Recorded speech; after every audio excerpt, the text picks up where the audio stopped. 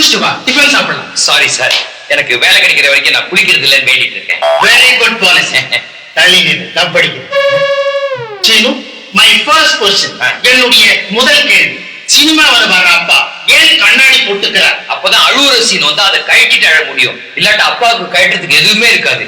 எல்லாத்தையும் கதாநாயகி செஞ்சிருவாங்க. Very good. என்னுடைய அடுத்த கேள்வி, கேளுங்க. படத்துல ஒரு சீன் மெட்ராஸ்ல மாம்பழத்துல நடக்குது. கதாநாயகனோட தங்கச்சிக்கு பிளட் கேன்சர் வந்துருது. You mean leukemia? Yes. Doctor மருந்து சீட்டு எழுதி கொடுக்குறாரு.